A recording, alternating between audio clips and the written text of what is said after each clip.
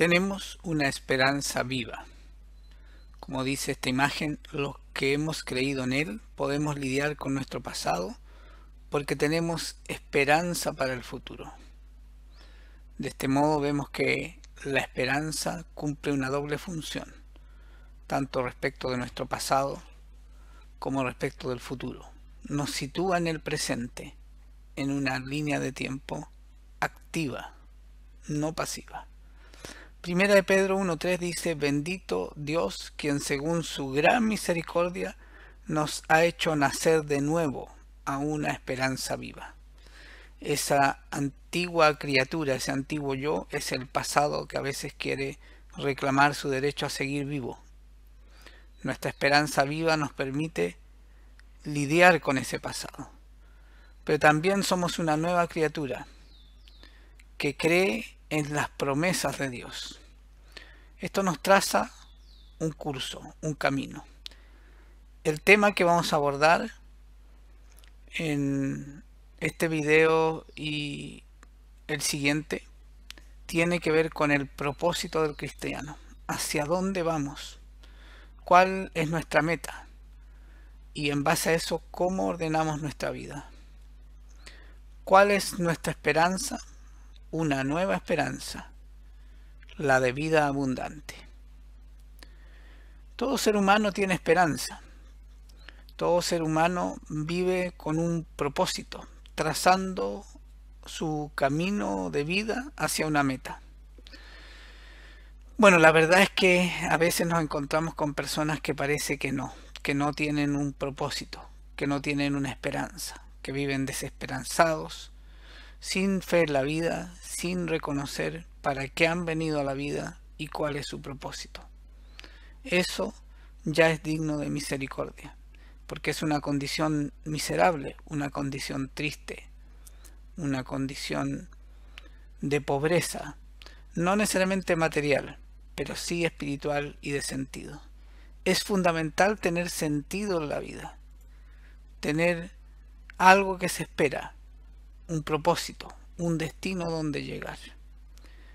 Y el cristiano debiera tener claro cuál es ese destino, porque es un destino que nos ha sido revelado, que nos ha sido mostrado, que nos ha sido dado, recuperado a través de Cristo. Hemos hablado de la salvación por Cristo. Él tiene un lugar central. También hablamos de que estamos constituidos de un modo distinto al que habíamos pensado, que somos un espíritu, y esto nos inscribe en la eternidad.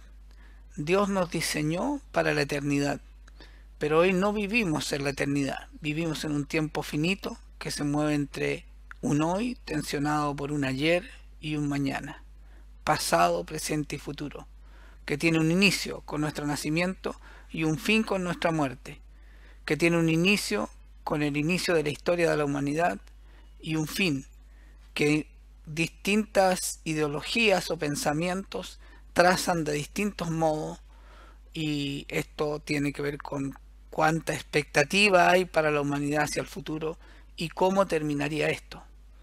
Pero también nuestra fe nos habla de ello, nos habla de quiénes somos, de dónde venimos, hacia dónde vamos, cuál es nuestra duración. Y esta duración es eterna porque somos esencialmente espíritu. Pero este espíritu tiene un alma que piensa y que siente. Y este espíritu que tiene un alma vive en un cuerpo finito. Ya hablamos que Cristo redimió totalmente nuestro espíritu, reemplazó el espíritu de desobediencia por el espíritu del Padre. El Espíritu Santo vino a morar en nosotros y además nos selló. Nuestro cuerpo tiene la promesa de ser transformado en el futuro cuando Cristo vuelva nuevamente, y nuestra alma está en proceso de transformación. Ya vimos esto, ¿no? Sellados por el Espíritu Santo. ¿Cuál es la esperanza? Vemos, por ejemplo, una esperanza respecto al cuerpo, una esperanza que ya se cumplió en Cristo, en nuestra propia vida, en tu vida personal, en mi vida personal. Cuando Cristo entró a mi vida, esta esperanza se hizo realidad en el Espíritu. Se hará realidad plena en el cuerpo cuando Cristo vuelva nuevamente. Y se hace realidad en cada proceso en el cual yo voy transformando mi mente y mi corazón, mi alma. Esa es la lucha del cristiano, la lucha entre la carne y el espíritu. La carne, mi ciudadanía terrenal, como habría dicho San Agustín, ¿no? Y mi espíritu, la ciudadanía celestial. Yo hoy estoy aquí, por cierto, en esta tierra, pero también estoy sentado en lugares celestiales junto con Cristo Jesús. Yo creo eso que me dice la Escritura, pero cada día debo hacer eso realidad en mi mente y en mi corazón. ¿Cuál es nuestra esperanza? Vamos a revisar algunos versículos de Primera de Pedro. Yo le recomiendo que la puedan leer completa esta carta. Primera de Pedro 3:15 nos dice: en cambio, adoren a Cristo como el Señor de su vida. Si alguien les pregunta acerca de la esperanza que tienen como creyentes, estén siempre preparados para dar una explicación. Voy a utilizar la versión Nueva Traducción Viviente en toda esta presentación. Y en otras ocasiones he explicado que prefiero utilizar dos versiones de la Biblia, la Reina Valera del 60 y la Nueva Traducción Viviente. No voy a extenderme ahora en las razones de ello, pero estas son en general las que utilizo, y para este tema voy a trabajar con la Nueva Traducción Viviente. ¿Qué es lo que me indica aquí este versículo? Me habla ya explícitamente de la esperanza, y nos dice que es algo que los creyentes tenemos. No es algo que nos va a ser dado, sino que es algo que ya tenemos. La esperanza del creyente entonces es una tarea de algo a reconocer. Si aquí nos afirma que es algo que tenemos, yo debiera saber qué es, pues ya lo tengo. Y si no lo sé, ya ahí hay algo que resolver, ¿no? Y eso es lo que queremos hacer hoy. Esto es lo que queremos hacer con este video, que es parte de un tema que estamos compartiendo en Casa Iglesia, ¿no? Dice, en cambio, esto nos habla de una transformación. Ya hemos abordado bastante que la vida del cristiano es una vida de transformación. Si un cristiano no está transformándose, significa que es un cristiano que, aunque puede ser salvo, no está viviendo la plenitud de lo que Cristo tiene para nosotros, porque Él quiere transformar nuestra vida, nuestra condición anterior, a una nueva condición. Pero aquí nos indica algo, nos indica una tarea, incluso es casi un mandato, ¿no? O es un mandato verdaderamente. Dice que si alguien nos pregunta acerca de cuál es esa esperanza que nosotros tenemos, ya dijimos que la tenemos, por lo tanto tenemos que reconocerla, y es lo que estamos haciendo ahora. Pero también nos dice que nos van a preguntar, porque si yo tengo esto y estoy en ese proceso de cambio, eso se va a notar. Y cuando las cosas se notan, producen curiosidad. Y la curiosidad lleva a preguntar, ¿no? Cuando nos pregunten cuál es esa esperanza, dice que siempre tenemos que estar preparados para dar una explicación. Por eso es importante esto que estamos haciendo, y el Señor lo puso en nuestro corazón para compartirlo con ustedes, porque todo cristiano debe estar preparado para dar una explicación de cuál es esa esperanza.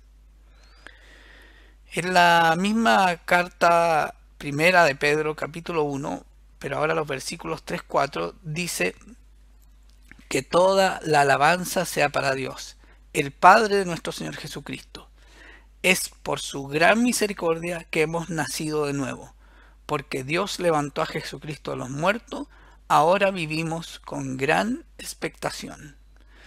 Y tenemos una herencia que no tiene precio, una herencia que está reservada en el cielo para ustedes, pura y sin mancha, que no puede cambiar ni deteriorarse. En el versículo 3 nos indica que gracias al Padre que envió a su Hijo, habla de dos de las personas de Dios, el Padre y el Hijo, y que esto lo hizo por su misericordia, no solo envió a su Hijo, sino que al enviar a su Hijo y al llegar a mi vida, hemos nacido de nuevo.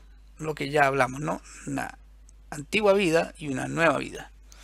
Pero también nos dice que Dios levantó a Jesucristo de los muertos y que ahora vivimos con gran expectación. ¿Qué es expectación? Es esperar. Estar expectante es estar atento, esperando algo.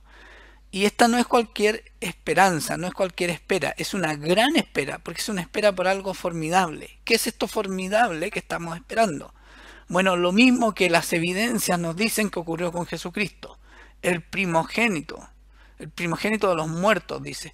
¿Pero por qué el primogénito de los muertos? Porque es el primero que resucitó para vida eterna. Porque en la Escritura, en la Biblia, hay varios casos de resurrecciones. Una de las más conocidas es la de Lázaro. Pero estas personas, luego de resucitar, vivieron una vida normal y murieron. Y hoy están muertos. Ellos resucitarán cuando Cristo venga nuevamente. Esa misma promesa es para nosotros. Y esta promesa nos habla de que ya estamos en la vida eterna. Aunque tendrán que ocurrir ciertas cosas en esta vida como hoy la conocemos, para llegar a esa vida que se nos ha prometido. Pero junto con eso, y es parte de eso también, el versículo 4 nos dice que tenemos una herencia que no tiene precio. O sea, no podemos valorar, no podemos calcular cuánto vale esta herencia. Esta herencia es muy grande. Es mucho más que ser heredero de Bill Gates o de cualquiera de los millonarios conocidos. Y los millonarios desconocidos son mucho más millonarios que los conocidos. Imagínense cualquier persona que tiene mucho dinero, bienes, propiedades, pero cualquier cantidad es incomparable con esta herencia a la que se nos está hablando. Una herencia que dice está reservada en el cielo para nosotros. Vida eterna y cielo es lo que se nos ha prometido. Una vida totalmente distinta a la que hemos conocido, porque es pura y sin mancha, que no puede cambiar ni deteriorarse. Es absoluta, completa, plena y no se deteriora. ¿No les parece una formidable promesa, herencia y esperanza? Ahora, esto no solo se vivirá en el futuro, se vivirá plenamente en el futuro, pero la vida de un cristiano que está siendo transformada es, como muchos cristianos han dicho, una vida de gloria en gloria, de gozo en gozo, saboreando, disfrutando, conociendo y reconociendo esta herencia y haciéndose parte de ella progresivamente. En 2 de Pedro capítulo 1, versículos 3-4 nos dice: mediante su divino poder, Dios nos ha dado todo lo que necesitamos para llevar una vida de rectitud. Todo esto lo recibimos al llegar a conocer a aquel que nos llamó por medio de su maravillosa gloria y excelencia. Y debido a su gloria y excelencia, nos ha dado grandes y preciosas promesas. Estas promesas hacen posible que ustedes participen de la naturaleza divina y escapen de la corrupción del mundo causada por los deseos humanos. Nuevamente nos indica aquí que estas promesas y este proceso no es posible llevarlo en nuestras fuerzas y nuestras capacidades, que son limitadas y son pequeñas, sino que es por el poder de Dios. Él nos ha dado, dice, mire, esta es una tremenda tranquilidad además, y debiera romper con nuestro afán natural de querer tener el control y de nosotros hacer las cosas. Dice que Él nos ha dado todo lo que necesitamos para llevar una vida de rectitud. Esto no es el moralismo formal de la conducta exterior, esta es la transformación del carácter, de la constitución de la persona, de esa vieja naturaleza a la nueva naturaleza. Del antiguo yo que murió cuando recibía a Cristo, fue crucificado junto con Cristo en la cruz, y el nuevo yo que está siendo formado, conformado a Cristo. Todo esto lo recibimos, dice, al llegar a conocer a aquel que nos llamó. ¿Quién nos llamó? Dios el Padre. ¿Cómo llegamos a conocerlo? A través de Dios el Hijo. ¿Por medio de qué? De su maravillosa gloria y excelencia, expresada a través de Cristo. Su amor inmenso, manifestado en que Él entregó a su propio Hijo para que muriera por nosotros, y no para condenarnos, sino que para salvarnos. Debido a esa gloria y excelencia, nos dice el versículo 4, nos ha dado grandes y preciosas promesas. Nuevamente entonces esta esperanza, que se cumple en la vida del cristiano que se transforma y se hace plena y completa, se consuma en la vida eterna a través nuevamente de Cristo con su segunda venida. Estas promesas hacen posible que ustedes, que nosotros, tú, yo, participemos de la naturaleza divina. Ya participamos en parte, porque el Espíritu Santo vino a morar en nosotros. Participaremos en el cuerpo cuando nos sea dado el cuerpo glorificado para la eternidad, incorruptible. Y también en la medida que va siendo transformada nuestra alma, mente y corazón. Somos partícipes de esa naturaleza divina y eso nos permite escapar de la corrupción del mundo. Este cuerpo es de corrupción, se deteriora, morirá, pero nos ha sido prometido un cuerpo incorruptible que no morirá jamás. Pero nuestra mente, nuestro corazón luchan con lo que vemos en el mundo y nos cuesta ver lo que la fe nos dice que es realidad. Esos son los deseos humanos, la carne versus el espíritu. ¿Cuáles son los fundamentos de esta esperanza? Para eso les recomiendo leer Juan capítulo 11. Vamos a ver algunos versículos, pero ustedes pueden leer, y esa es la recomendación del capítulo completo. Antes de ir a Juan 11, veamos qué nos dice Romanos 12:12. Dice, alégrense por la esperanza segura que tenemos.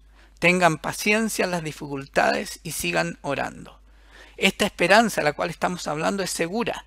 No depende de nosotros, depende de Dios. Por eso es eterna, verdadera, fiel, completa, absoluta, poderosa, amorosa. Por eso nos invita a tener paciencia en las dificultades. Cristo no nos mintió, no es un político, no es un hombre para mentir, ni para desdecirse, ni contradecirse. Él nos dijo, en el mundo tendréis aflicción, pero yo he vencido al mundo. Para eso necesitamos estar constantemente comunicados con papá, constantemente teniendo revelación y entendimiento a través de la comunicación con el Espíritu Santo, y conociendo y conformándonos al carácter de Cristo en comunicación con Él. Para eso es la oración. Romanos 1:16 nos dice un versículo bastante conocido, casi como Juan 3:16, ¿no? Pues no me avergüenzo de la buena noticia, que es el Evangelio, acerca de Cristo, porque es poder de Dios en acción para salvar a todos los que creen, a los judíos primero y también a los gentiles. Nuestra esperanza está puesta en Cristo, es una esperanza cierta que ya entró en mi vida. Cristo ya vino. Históricamente eso ya nadie lo puede discutir. Espiritualmente tiene que sernos revelado. Vivencialmente tiene que ocurrir en tu vida. ¿Ocurrió en tu vida? Creo que sí. Por si no, no estaría oyendo este video probablemente. Y yo sé que ocurrió en mi vida. Pero aquí nos dice que esa verdad es poderosa. Es poder de Dios en acción, está activo. ¿Para qué? Para salvar a todos los que creen. Ahí también hay un propósito. La esperanza de Dios se manifiesta a través de nosotros. ¿Y cuál es la esperanza? Que seamos ministros de reconciliación, que también seamos actores y artífices de esa transformación de personas y de persona a persona del mundo completo.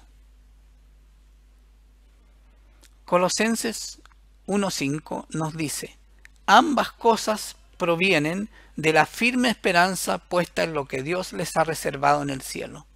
Ustedes han tenido esa esperanza desde la primera vez que escucharon la verdad de la buena noticia.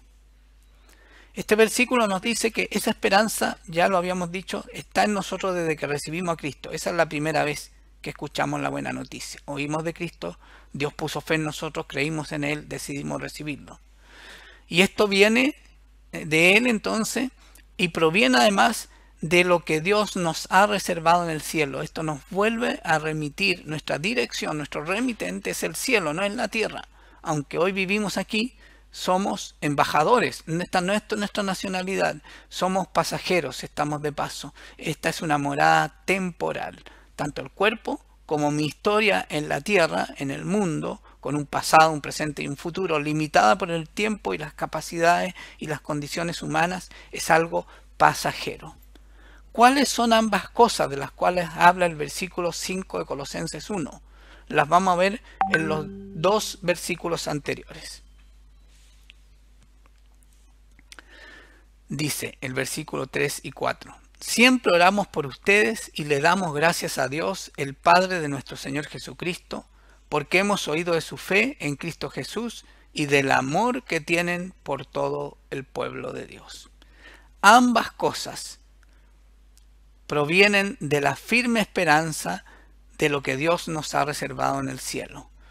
Para que esta esperanza opere en otros, requerimos, y en nosotros también, requerimos que en nosotros sea forjada la fe y el amor. Pero una fe y un amor de una sustancia distinta al que hemos conocido. Todo ser humano que tiene un propósito, que va detrás de algo, cree que lo puede lograr. Todavía no lo ha logrado, pero cree que lo puede lograr. Eso ya es una fe natural, una fe humana. Pero Dios quiere engendrar en nosotros la fe sobrenatural, la verdadera fe. Y todos tenemos aprecio por alguien, sentimos afección por alguien o por algo, el amor filial. Pero Dios quiere engendrar en nosotros un amor de una sustancia superior, el amor ágape, el que entrega sin esperar nada a cambio. Esas dos cosas provienen de esa firme esperanza, del propósito de Dios que ha puesto en nosotros a través de Cristo, un propósito eterno, un propósito celestial, que obra en el mundo. Esa es nuestra doble condición actual.